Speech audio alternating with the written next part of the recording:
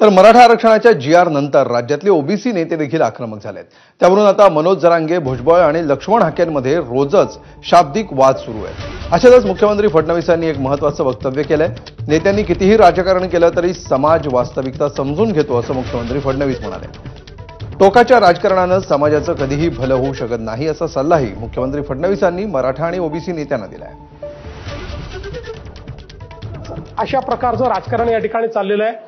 अशा राजकारणाने कधीच समाजाचं भलं होऊ शकत नाही। समाजाचं भलं हे समाजापर्यंत वास्तविकता पोहोचवली तरच होऊ शकतं। आम्ही ती वास्तविकता समाजापर्यंत पोहोचवतो, समाजाची काळजी आम्ही घेतो।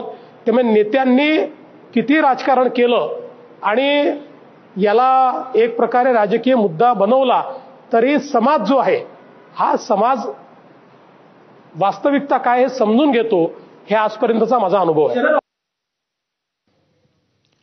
पुढची बातमी धाराशिवमधून। धाराशिवमध्ये 55 वर्षांच्या व्यक्तीनं गळफास घेऊन आत्महत्या केली आहे।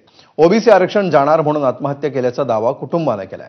धाराशिवच्या वाशी तालुक्यातील सारोळा मांडवा गावामध्ये ही घटना घडली आहे। माणिकराव डोईफोडे असं आत्महत्या करणाऱ्या व्यक्तीचं नाव आहे। डोईफोडे यांना मुलांच्या शिक्षणाचा खर्च देखील डोईजड झाला होता असा दावा देखील त्यांच्या कुटुंबाने केलाय।